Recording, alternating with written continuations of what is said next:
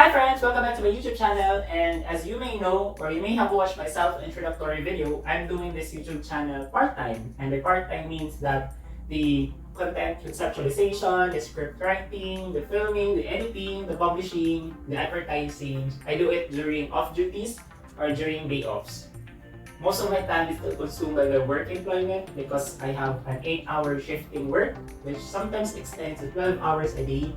So I insert all these video creation activities while building all the other sidelines, the stocks investing, the forex trading, the network marketing, the personal errands, the exercise, and yes, that's.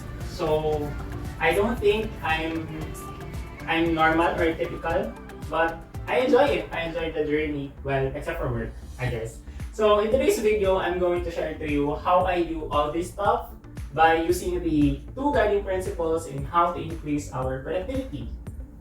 Let's define what is productivity. Productivity is a measure of how much output is created with respect to the input utilized in running a process. Productivity is different from being busy. Busy is being often used as a guise for avoiding the few critically important but uncomfortable actions. So I got the definition from the book of Timothy Ferris called the 4-Hour Workweek. So if you want to increase your productivity, then I recommend reading this book. This book actually guides you on how to eliminate 50% of your work in 48 hours using the principles of a forgotten Italian economist. The book also teaches you how to exchange your career for life or short work bursts and frequent mini retirements. So you guys want to check this out and read because it's a very good book about productivity. So how do we actually begin the journey towards being productive? There are two guiding principles. The first one is the 80-20 principle, and the second one is the Parkinson's law. So let's discuss each one of them, and let's begin with the first, which is the 80-20 principle. So what is the 80-20 principle? So this principle, also called the Pareto's law or the Pareto's distribution, states that 80% of the outputs result from the 20% of our inputs. So meaning majority of our outputs actually come from the minority of the inputs. So the two guiding questions for this principle are: which 20% of sources are causing 80% of my problems and unhappiness, and which 20% of sources are resulting in 80% of my desired outcome and happiness.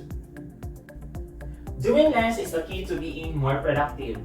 So focus on the few higher yielding activities and ignore the rest. Ignoring though doesn't mean that you are not going to do it, but there are two ways on how to deal with them.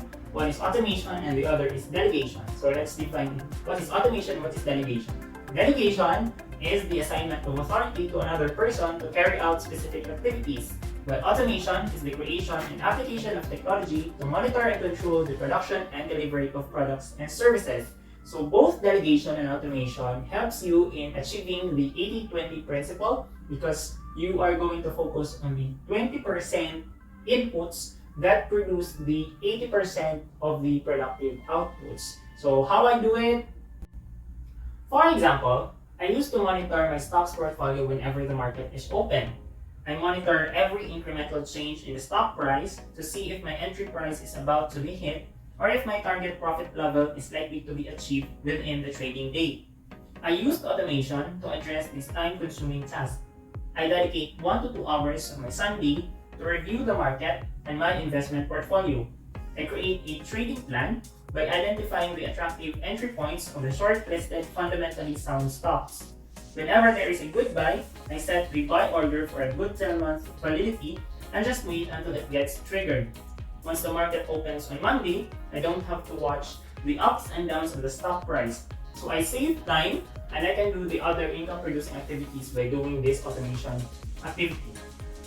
So the second example is delegation. And delegation is something new to me. At first, it felt very uncomfortable, like I'm not in control of the activity. But what I learned is that delegation is one way of creating value for myself and giving value to other people. And I do delegation in my dropshipping business. So my siblings and parents are taking care of the retail sales of my USANA nutritional supplements. They are the ones tracking the sales, inventory, and product movement. They report to me those details at the end of each month, and with that strategy, I unloaded work items by delegating it to them. I unlocked several hours of my time, and they get to learn as well how to do the business. We also applied automation in this business, especially for clients outside our province. We send them links where they can place and pay their orders. Shipment of the products will be handled by the company, and we just wait for the payout of the commissions. We have eliminated the tasks of listing down the order and shipping the products to clients' addresses. So these are ways on how I do delegation and automation in my sidelines and other businesses so that I can focus on the more income producing tasks and activities. And that's the 80-20 principle. The second principle to increase our productivity is the Parkinson's law. So the Parkinson's law states that work expands to fill the time allotted for its completion. Meaning, if we are going to allot 3 hours for this activity, basically we will consume all the 3 hours to fulfill the tasks related for that activity. And we can use the Parkinson's law to our advantage by using the magic of imminent deadline. So the shorter the deadline is, the greater the focus we have and the higher is the quality of our output. And one way and one application of the Parkinson's law is the use of calendar method.